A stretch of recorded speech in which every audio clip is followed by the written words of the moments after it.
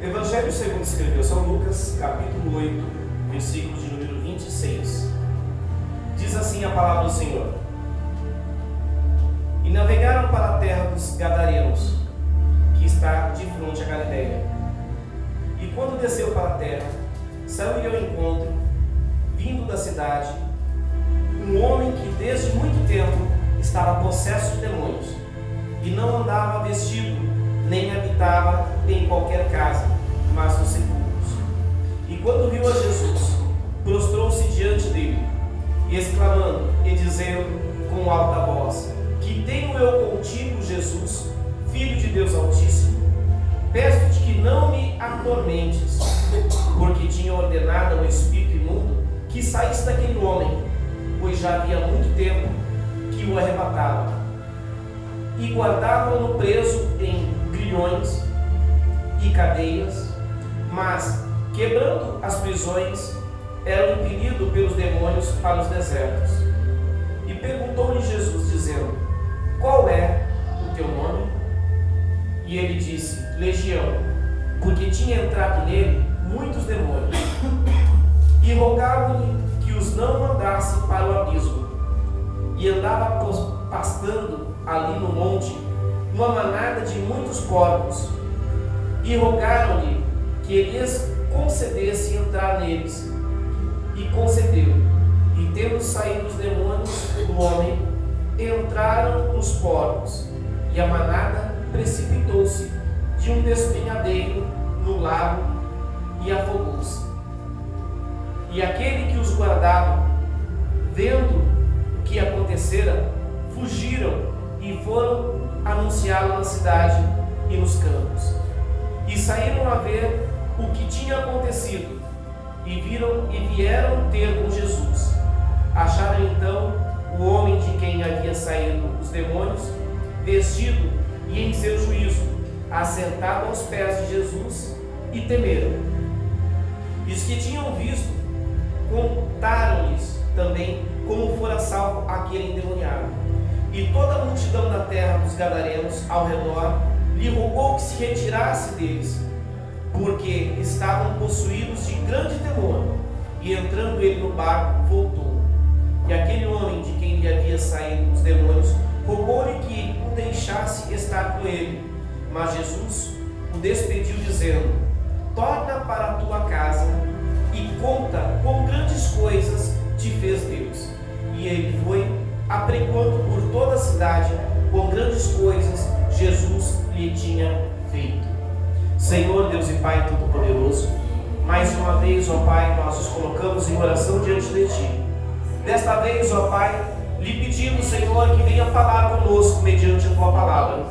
Não queremos ouvir aqui um mero discurso de um homem, mas queremos ouvir a Tua voz falando conosco, porque nós sabemos, ó Pai, que quando o Senhor fala, vidas são transformadas, porque nós sabemos que quando o Senhor fala, nós somos libertos, porque nós sabemos que quando o Senhor fala, a Sua vontade é esclarecida para nós. Por isso nós te pedimos, Pai, fala conosco nessa noite. Nós, ó Pai, humildemente te pedimos, em nome de Jesus. Amém. Podemos sentar.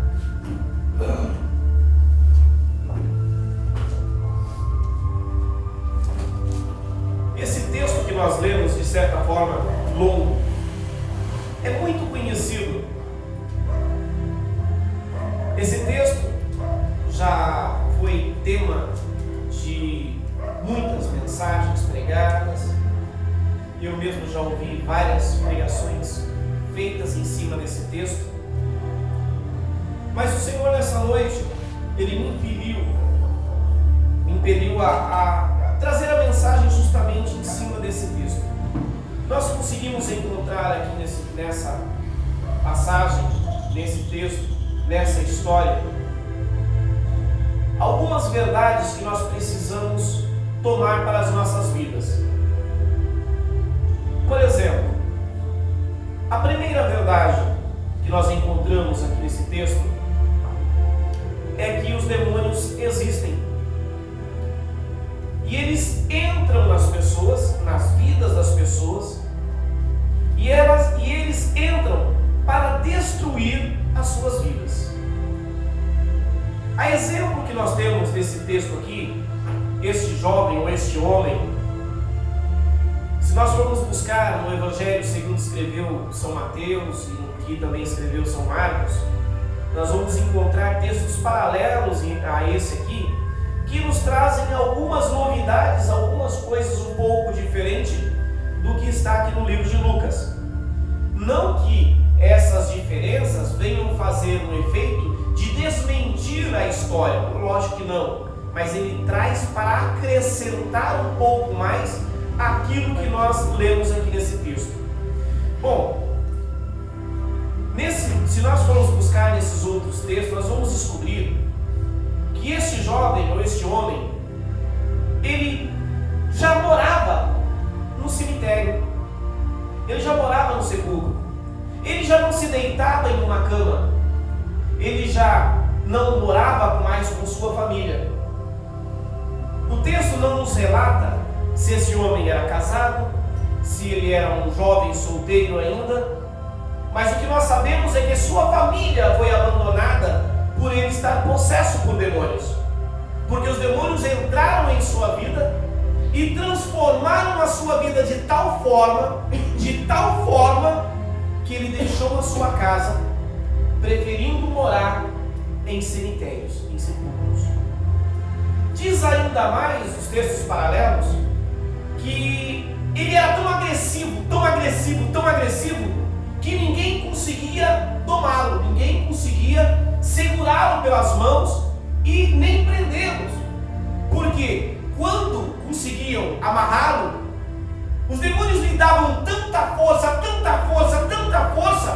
que ele quebrava as cadeias, ele quebrava como se colocasse uma algema em uma pessoa, e essa pessoa, tomada com tamanha violência, tamanha força, conseguisse quebrar estas algemas. Este homem fazia isso. É claro que não era uma força natural, e nós sabemos que uma pessoa, quando está possessa, ela se torna uma pessoa muito mais forte do que o normal, do que o natural. Eu conheço histórias de pessoas que estavam dentro da igreja e o espírito imundo se manifestou naquela pessoa de tal forma que essa pessoa chegou a pegar um banco com várias pessoas sentadas e conseguiu derrubar todo mundo e lançar o banco em direção ao púlpito da igreja. Um homem normalmente jamais iria conseguir fazer isso com suas forças naturais. Não. Eu já vi pessoas endemoniadas que, para conseguir segurar aquela pessoa, eram necessárias várias outras para agarrá-la.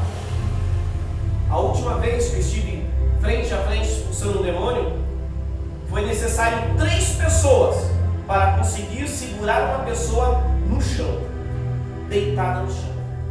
Tamanha a violência, tamanha a força que essa pessoa adquiriu quando os demônios se manifestaram nele. Segundo esses textos, esse homem ficava dessa forma, violento. Ele atacava as pessoas que se aproximavam dele. Ele atacava as pessoas que tentavam tirá-lo de onde ele estava. Agressivo. Imagino que até por causa dessa agressão toda, dessa agressividade toda, ele já não tinha como conviver em seu lar. Se ele era uma pessoa casada, eu tenho certeza que a sua esposa não queria mais ao seu lado, por causa de sua violência, por causa da forma com que ele agia.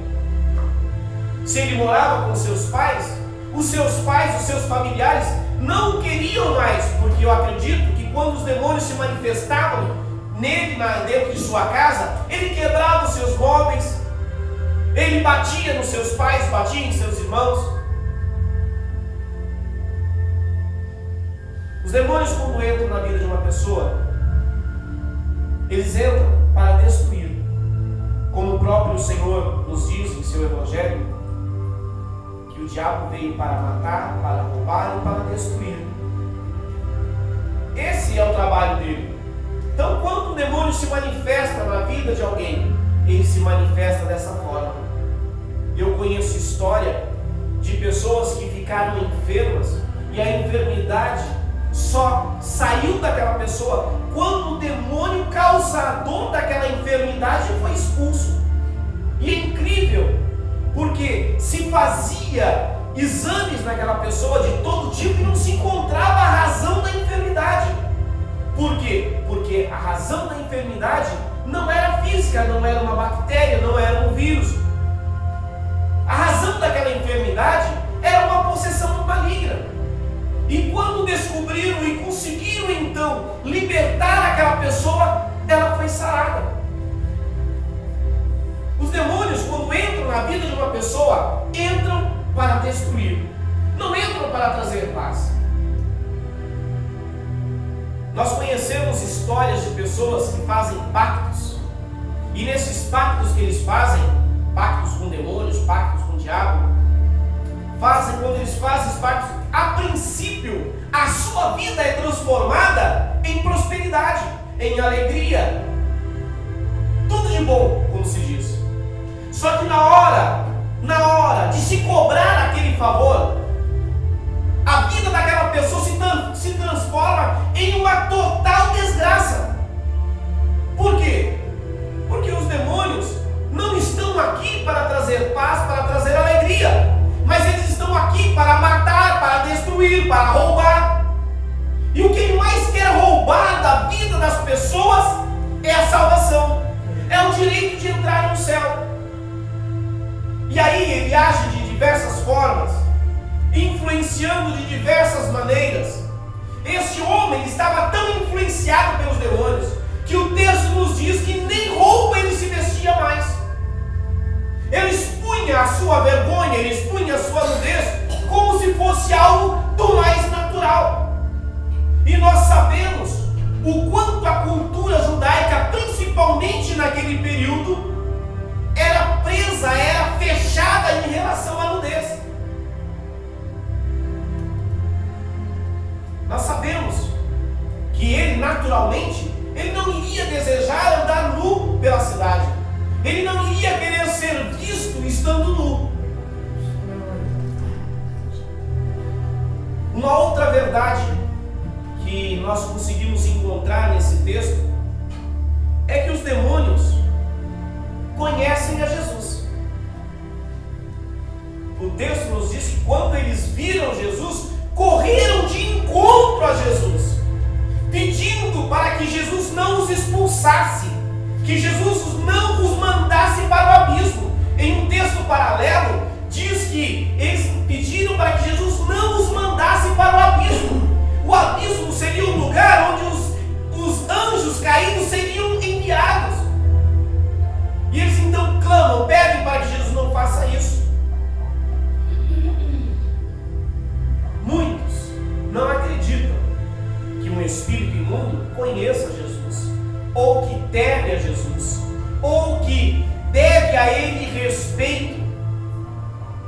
Eles clamaram em alta voz e pediram até que eles pudessem se lançar naquela manada de porcos para que eles pudessem ficar por ali.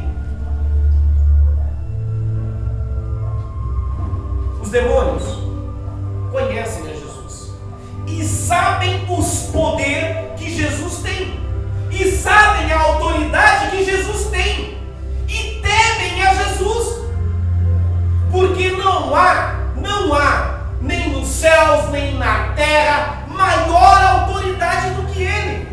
Jesus, depois que morreu, que ressuscitou, que se apresentou aos seus discípulos, Ele diz assim aos seus discípulos: todo poder foi me dado nos céus e na terra. Todo poder. Não é um pouco de poder, não é um poder limitado, mas todo poder. E quando nós compreendemos que não há limite para o poder de Jesus, nós conseguimos entender que é o nome de Jesus, que é a autoridade em Jesus Cristo, que nós conseguimos então expulsar o demônio. É através da autoridade de Cristo que uma pessoa é liberta desses demônios, é liberta dessas possessões. Uma outra verdade que nós conseguimos encontrar nesse texto é que depois de ter sido liberto aquele homem, aquelas pessoas que moravam naquela região, de certa forma expulsam Jesus. Esse texto que nós lemos chega a ser um pouco mais moderado, dizendo que eles clamaram a Jesus, rogaram para que Jesus saísse dali.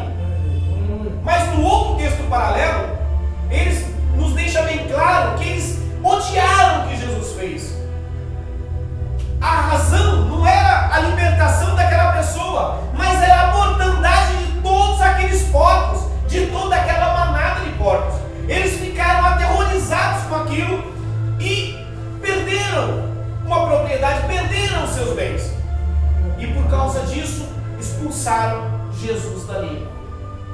É interessante também nós observarmos o seguinte: mediante essa verdade, nós conseguimos entender que os homens estão muito mais preocupados com os seus bens materiais do que o que Jesus pode proporcionar para a vida delas. Para essas pessoas, era muito mais importante aquela manada de porco do que aquela vida que estava sendo destruída pelo agir dos demônios. Aquele homem, em outro texto, diz que ele se lançava sobre o fogo. Em outro texto diz que ele agredia as pessoas, que ele dormia dentro do sepulcro, que ele andava nu, e eles estavam preocupados com os porcos que morreram. O homem natural, ele não se preocupa com o agir de Deus. Ele se preocupa com os seus bens materiais. Ele se preocupa com o que ele tem no seu bolso. Ele se preocupa com o que ele tem na sua conta bancária. Ele não está preocupado com o agir de Deus. Ele não está preocupado com a transformação de vida que Jesus pode proporcionar a qualquer pessoa. Ele está preocupado única e exclusivamente em lucro e benefício próprio. E essa verdade, infelizmente, nós acabamos encontrando também dentro das igrejas. Pessoas que até conhecem a Jesus, pessoas que louvam a Jesus, pessoas que oram em nome de Jesus, mas na hora de fazer a escolha entre a vontade de Deus e o seu próprio benefício, escolhe o seu próprio benefício e deixa Jesus de lado, e deixa Jesus para lá. Por quê? Porque prefere a satisfação própria. Eu conheço uma história, e eu vou contar como eu a conheço, e quem me contou diz que conheceu essa pessoa, diz que era um crente, homem de Deus, temente, mas em um momento de briga, numa discussão, ele olha para o céu e fala assim: Deus, me dá só um minutinho para eu acabar com ele, depois eu volto. E ele foi para cima da outra pessoa, ao qual estava brigando com ela. Aquela outra pessoa a matou. Preferiu vingar-se, preferiu agredir a outra pessoa do que ouvir a voz de Jesus, que diz que nós devemos perdoar 70 vezes 7 a mesma pessoa num dia.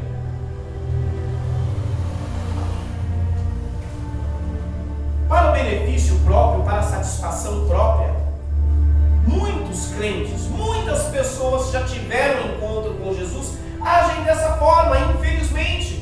O que nós precisamos entender é que nós fomos escolhidos por Deus para servirmos a Ele, e temos que então fazer a boa escolha, e escolher então estar com Ele, e escolher então fazer a vontade dEle. Porque se não tivermos um benefício aqui, teremos na eternidade. Porque essa escolha de fazer o que é correto, a escolha de termos Jesus conosco, é que vai fazer com que nós venhamos entrar na eternidade. Estas pessoas escolheram expulsar Jesus do seu vilarejo. Essas pessoas escolheram expulsar Jesus do seu convívio. Mas Jesus quer que nós venhamos agir de forma diferente. Jesus quer que nós venhamos a pedir para Ele fazer parte da nossa vida 24 horas por dia. Uma outra verdade que nós encontramos, uma quinta verdade que nós encontramos nesse texto, já no finzinho desse texto, é que uma vez o Senhor tendo entrado na nossa vida, uma vez o Senhor tendo causado a libertação em nossas vidas, Ele não quer que nós venhamos somente ficar dentro da igreja. Como assim Ele não quer que nós venhamos ficar somente dentro da igreja? Esse texto aqui nos mostra que este jovem, este homem, ele quis acompanhar Jesus quando Jesus subiu no barco para voltar para outra banda do rio. Jesus falou para ele: não, você não vem, você faz o seguinte, você vai para a tua casa e vai lá e conta lá na tua casa as maravilhas que Deus tem feito na sua vida. A grande verdade é a seguinte: quando nós aceitamos a Cristo, nós temos uma libertação na nossa vida, uma libertação espiritual.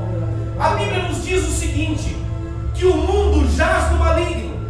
E essa palavra jaz do maligno, essa palavra jaz, significa deitado como que morto, ou morto deitado.